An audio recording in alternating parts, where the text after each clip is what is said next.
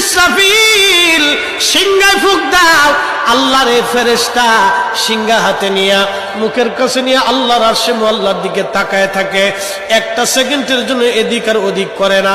কখন রব হুকুম দিবে সিংহায় ফুৎকার দেওয়ার জন্য, যখন সিংহায় ফুৎকার দিবে কুরআন বলতেছে ইদাস সামাউ ফাতারাত, আকাশ ভেঙ্গে ভেঙ্গে ভেঙ্গে ভেঙ্গে পড়তে থাকবে।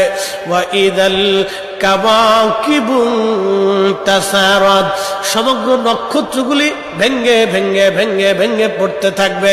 ওয়া ইদাল বিহারু ফুজ্জিরাত, সমুদ্রের তলদেশ উদ্দোলিত হয়ে যাবে, সমগ্র পানিগুলি পৃথিবীর উপরে আছাড় মারবে, আর ধুয়ে পারলে সব পৃথিবীবাসীকে নিয়ে যাওয়া হবে।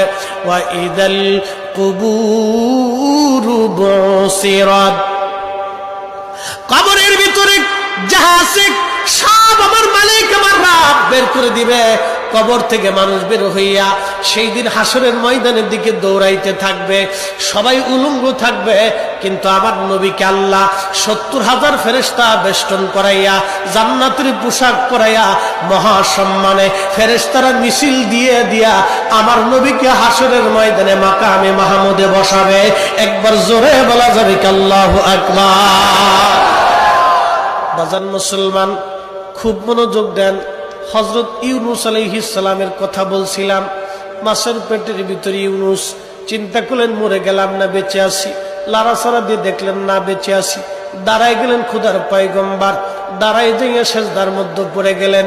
মাছের পেটের মধ্যে সেজদার মধ্যে পড়ে বলতেছে লা ইলাহা ইল্লা আনতা সুবহানাকা। বিপদের দোয়া, কঠিন মুসিবতের মধ্যে যদি পড়ে যান তাহলে খতম ইউনূস এই দোয়াটা খতম দিতে থাকবেন।